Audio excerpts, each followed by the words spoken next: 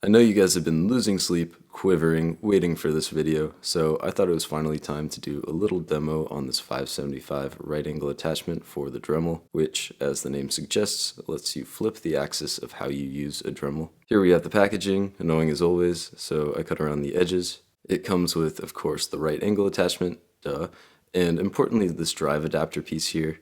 It also comes with the classic little wrench, which is nice. You can add that to the collection. The packaging is also helpful since it shows which Dremel models it's compatible with, so go ahead and pause if you need. I'm using this on a 4300, which isn't on here since it was probably released later than this was produced, so just look online to see if a newer model works. This isn't going to work on something like a stylo or a flex shaft. You apparently also need an adapter to put this on a 4200. I went from a 4000 to the 4300, so I'm happy I missed that one. Now, the instructions here aren't that bad, and I recommend you follow them for liability reasons, along with the tool's operating and safety instructions. But if you're like me and you like the visual aid, hopefully this will help. We'll start with removing the easy twist nose cap, and then press the shaft lock button and remove the collet and collet nut.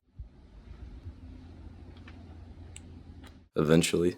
From there we can attach the drive adapter. You're probably familiar with this piece if you've used a flex shaft. According to the instructions, you're not supposed to over tighten it, so it says to tighten it until it's about finger tight, and then you use a wrench to give it about a third of a turn.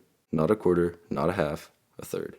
And you're holding the shaft lock button while you're doing that. Then you hand tighten on the attachment. From there we can take off this rubber cover, which I think is just for storage in transit, and we can put our collet and collet nut back in there. This part isn't super intuitive because now the shaft lock button will not stop this from spinning, so you need to find any 1/8 inch standard Dremel bit, and you stick the shank through this hole until it's properly stopping any rotation. Shanks with a beveled end make it a little easier.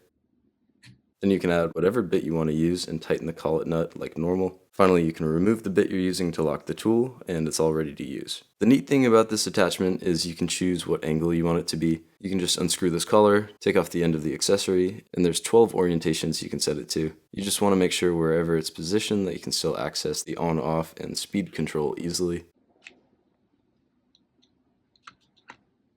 Once you have it where you want it, you just tighten up that collar and you're good to go. One last check to make sure everything's tight, that's supposed to be tight, and everything's moving, that's supposed to be moving.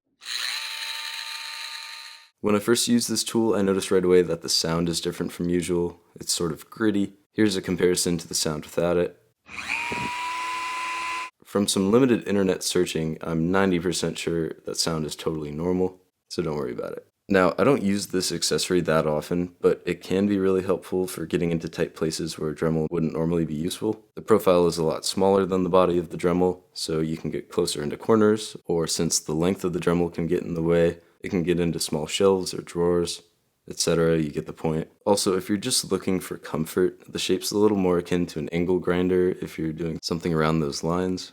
You can even pretend to be a dentist, like that's a normal thing to do. Anyways, at the time of making this video, this accessory is about 20 bucks on Amazon. Adjusted for inflation when you're watching this, hopefully it's still under 50. And I'll leave an Amazon link below if you want to check it out. Alright guys, thanks for watching. Comment below, gross condiments. I don't know, just kidding. Comment how you would use this. Maybe it'll give me or whoever sees this some new project ideas. Like and subscribe if you'd like, and I will see you next time. Thanks.